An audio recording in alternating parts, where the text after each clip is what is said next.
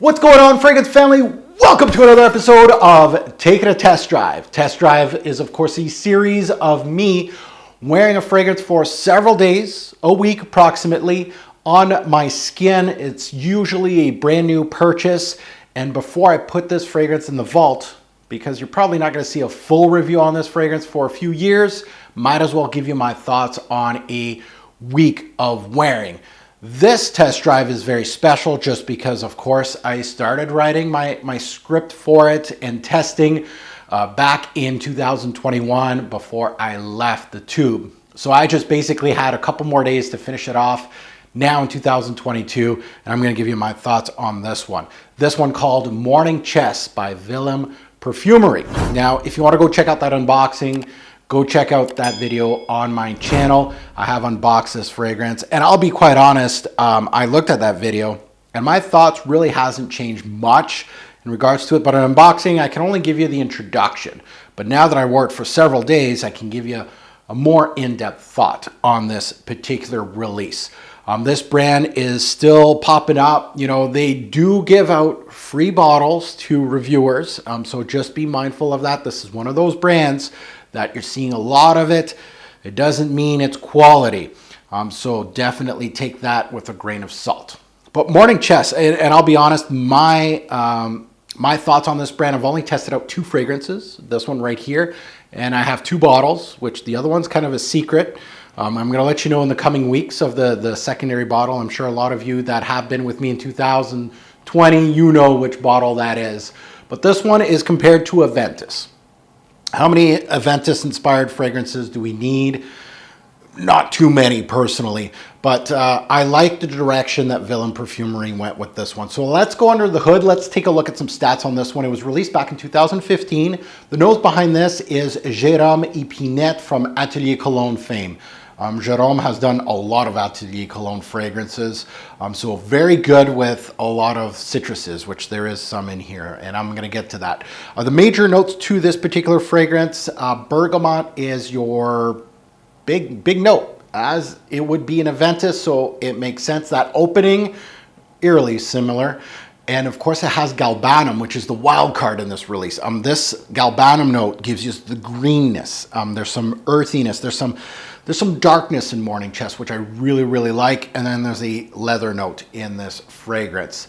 So let's remind me, it is my scent of the day today. I'm wearing it, but I want to remind myself of the introduction so I can talk to you a little bit about the introduction, and we'll talk about more of the dry down.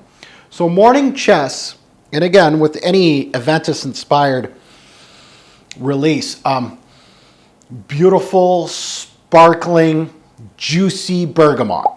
You know, really good bergamot note, as Aventus does. The bergamot note shows its true colors in the pineapple aisle. Pineapple, the bergamot, when it gives you pineapple sometimes gives you like a cheesy quality. And if you really do close your eyes a little bit, this one, Aventus doesn't really give you that cheesy quality. This one does. But it's a beautiful bergamot opening. I can't deny it that. What I expect from a bergamot note that is trying to replicate what it does in Aventus. Beautiful. It does have other fruity nuances, and I was trying to, and I know in my unboxing, I didn't say much about other fruity nuances. I feel like, even though it's not listed in the note breakdown, I feel a little bit of black currant in here in the opening. So I'm going to keep an eye on that when I'm working on the full-fledged review on Morning Chess. I really like black currant as a note. And I'm really smelling it in this opening with that, of course, that pineapple bergamot opening. Now, there's some green nuances in here, like I said in the unboxing video, from the galbanum. Now, the galbanum note in this particular fragrance is the more interesting note to me. Like, the bergamot's very nice, well done, authentic to my nose, love it. The galbanum switches things up, makes it a little different. It makes it, I feel, less appealing to the masses, but more appealing to actual frag heads. I love the galbanum. It's almost like a earthy, almost a dirty, and there's patchouli in here too. but it gives it a different vibe, a darker vibe, a more unique vibe, which is not good when you're trying to sell something. But for frag heads, it's more of a cookie that I found, and I absolutely love it. So it is Aventus-like in the opening. The bergamot, the pineapple feeling, yes, but it's a little different once you get more into the dry down. Then you get a completely different scent. I really enjoyed the dry down in this one, and I know I was impressed in the unboxing. I was like, wow, this is actually pretty good.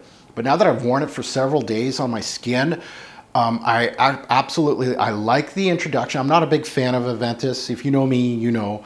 But the dry down was much more appealing to me in this release. So the dry down itself, once this thing quiets down a little bit and that bergamot starts burning off a little bit, it shows a leathery touch. Not the best leather in the game. You're not looking for big, dry, smoky leather. No, but there is a little bit of smoke from this leather, and it's not one of the best leathers, but it's good for the overall theme. The pineapple touch is still kind of holding on.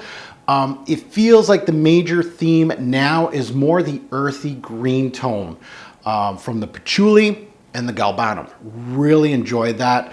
They come through with a little bit of a bitterness, green, woody aspects, balsamic qualities. It really intrigued me in this release. Don't forget, the leathery touch also was there.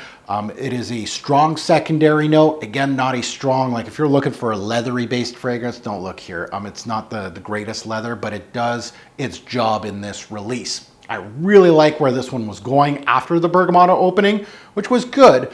But this, after that dry down, it was more my league off that opening that dried off just a little bit. As bright as it was in the opening, this scent darkened and warmed up quite nicely and quite quickly, actually. So I really, really enjoyed this release, and it was surprising. I really do like, and I feel like this is a brand, even though they do market with YouTubers, which is fine, I want to discover more. This was an interesting release to me. Now let's get into more stats on this one. Seasons, day, night, versatility, and performance. My thoughts on those. Seasons, I feel like this is more of a tweener. I feel like you can wear it any season, kind of like Aventus, a darker Aventus, so it's obviously better for fall and spring, so cooler months. Winter too, you can wear it in the summer too, summer nights. But really the forecast for this one is fall and spring. Day or night, I feel like this could be a daytime wear, mostly like a signature scent for somebody that likes something a little darker, that lives in a cooler environment like me. But you could go either way with this one, and that goes to versatility. And you know, the theme of this review was all about versatility. I think the versatility on this one's high, signature scent worthy, absolutely. The performance, now the performance is good, not great. 6 to 8 hours for longevity. Projection was above average. So overall, you can't complain with this release. Now let's get into my final thoughts. So at the end of the day, with several days of testing, Morning Chess, impressed. This one often compared to Aventus, I feel, yes, it has the same opening for a bit, but the galbanum, that's the true star that changes everything. The patchouli, the leather aspects, bring it in a different direction the more it's on your skin. It goes much greener, it goes much darker in the backbone, and honestly, I really enjoyed that blend much more than the Aventus blend, if I have to say so myself. Vilhelm did their thing here, and if you had to do an inspired by Aventus release, they did well. For frag heads, they did well. I feel like I don't know, the way they blended it and still stayed true to inspiring Aventus is well done. So Vilhelm did their thing. The blend is outstanding. The craftsmanship, you know, that bergamot note is on point, really well done. The galbanum's really well done too. And the other notes really work well with the other ones. So this one, signature scent worthy, not something honestly that will make like a top 10 or a top 20 list for me, because this type of DNA doesn't really attract me. I like stuff that pops and really stands out. From my list, you know what I'm talking about. So this is more of a safer release for me, something that I'd put on once in a while, but not something that would be completely in the rotation every day. So now that I'm done with Morning Chess, it's time for you to hit us up in the comments below. What do you think of it? What do you think of this brand?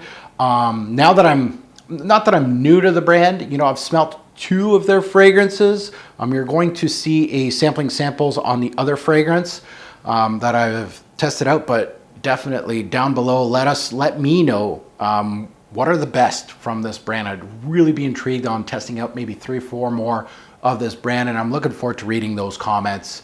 And at the end of the day, a great or poor fragrance will make a lasting impression. Choose your scent wisely. Thanks for watching, YouTube.